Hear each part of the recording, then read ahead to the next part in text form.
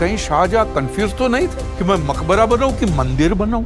शाहजहां मंदिर क्यों बनवाएंगे? हाँ, उनका काम तो तुड़वाने का था। अरे हंसो हंसो, कॉमेडी कर रहा है बुढ़ा।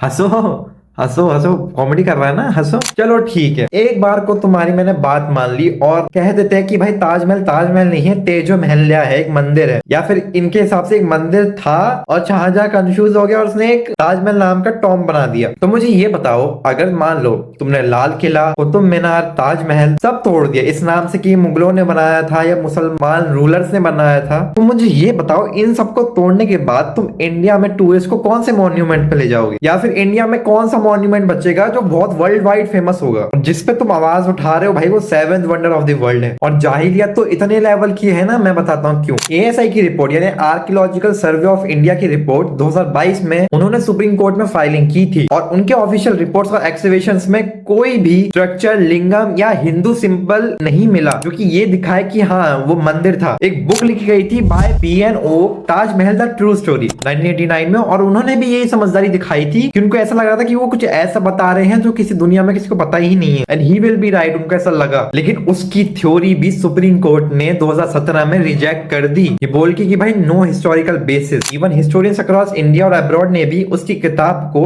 फ्यूडियो हिस्ट्री बोला। बादशाह नामा जो कि हिस्टोरिकल रिकॉर्ड से प्रूवन है, उसमें भी क्लियर लिखा है कि शाहजहां ने ये महल मुमताज महल के लिए बनवाया था और ये 1631 से 1653 में ही बनवाया था। पेमेंट रिकॉर्ड्स, आर्किटेक्ट लिस्ट और पर्शियन फरमान सब एग्जिस्ट करते हैं, बट मुझे ये समझ नहीं आया कि ये मूवी क्यों एग्जिस्ट करती है। चलो एक और एग्जांपल देता हूँ। European travellers like Francois Bernier, अगर नाम गलत ले रहा तो माफ करना, and Jean Baptiste Tavernier visited India during Shahjahan's reign। उन्होंने भी ताजमहल को न्यूली बिल्ट टॉम लिखा, ना कि कोई एंशिएंट स्ट्रक्चर। सीधी सीधी बात अगर मैं तुम्हें बताऊं तो ये मूवी हिस्टोरिकल बेस है ही नहीं। इनका मकसद जो है वो है रिलीजियस बेस बनाने का, क्योंकि जो चीज सुप्रीम कोर्ट ऑलरेडी रिजेक्ट कर चुकी है, इनकी थ्योरीज एएसआई भी रिजेक्ट कर चुकी है, उस पर बार बार एक तरीके की आरोप लगाना और उसी में फिल्म बनाना, तो मुझे लगता है ये सही में हिस्टोरिकल प्रोपेगेंडा है। नहीं, ये रिलीजियस प्रोपेगेंडा है, सिंपल भाषा में कहूं तो। अस्सलाम वालेकुम।